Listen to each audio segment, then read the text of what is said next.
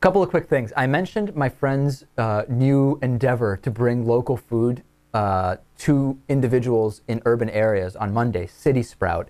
And I want to encourage, again, he's gotten great feedback from our audience as a result of what we discussed. And he has now actually come on as a temporary sponsor, a short-term sponsor of the David Pakman Show. So thanks to everybody who saw that it really is a great idea. Check out citysprout.com. You're not buying anything. You don't have to commit to buying any 6-month supply of rainbow chard or Hannah yams or anything like that, right, Lewis? All you're doing is going on there and saying it would be great to be matched up with a local farmer who can bring some of his food down once a week to somewhere near where I work or live, and I can go, and if I like what's available, I'll buy it. So please go to citysprout.com and express your interest. It's fantastic. Yeah, seems to be a great little startup here. Also, I told you about Our Blue Media, the progressive media funding portal that I'm a partner in, along with the Young Turks and Best of the Left podcast. We have now reached, in only the first 2 weeks of our 1-month fundraiser, the $15,000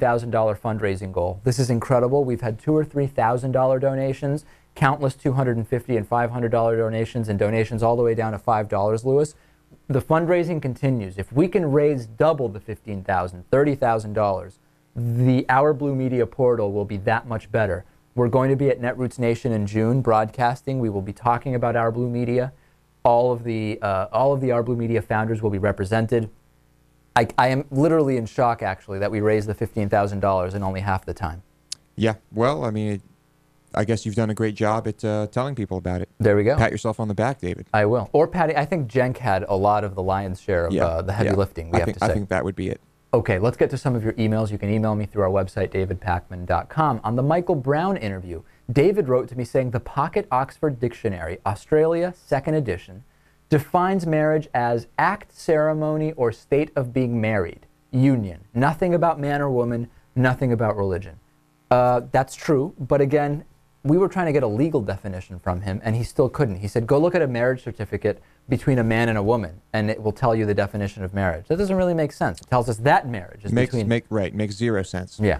On the newswoman's dress being hiked up and an indistinguishable object between her legs, my guess is that it's a concealed weapon. That's the only long, smooth, veiny mic pack I have ever seen. And worse than the object was the horrendous eyeshadow of the first person who appeared on camera. I have to admit I didn't notice that. It was very profound. You did notice it? It was there. All right, Lewis keyed into the makeup techniques of on-air talent on Bloomberg. Yeah, why not? You went to film school, so I think you would notice makeup that doesn't make sense, right? Yeah. I will say that this mysterious object is much more interesting than the makeup, though. And on the New York child porn ruling, which says looking at child porn, if you don't have an intent to download it, is not in and of itself illegal. The police should be going after the sites that host the child porn, particularly pre-teen porn. The law makes perfect sense, especially considering lots of teenagers are snapping nude pictures of themselves and putting it on the web. Okay.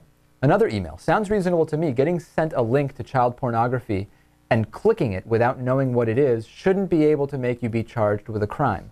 That I understand. The problem is that if you click 300 of those links, is it still an accident? Are you still completely innocent? And is it possible to legislate that difference? And then the third email on this, making it illegal at all is thought crime, reminiscent of the Minority Report, right? Right. And is thought crime mentioned in 1984? Actually, I think it is 1984, right? You know, I don't, Natan, what do you think on that? What is the question? Is thought crime just in Minority Report, 1984? I don't remember if it's mentioned in 1984 too. Okay. I think it might be. All right. Just go after the producers. All right, all good points. On today's bonus show, we'll talk about a wrongful execution in Texas. We will talk about a 15-year-old schoolgirl that the doctor mistook tuberculosis for lovesickness. And we will also talk about cell phones on planes. davidpakman.com/membership. It's the best way to support the show, and you will get the bonus show. Every single show, Lewis, doesn't stop at the top of the hour. It continues on to the bonus show. I know you're familiar with it. There's a David Pakman Show bonus show. Associated with every show. With every show. So that's 4 bonus shows a week. All right, we'll be back tomorrow afternoon. We will have a new show and a new bonus show. See you then.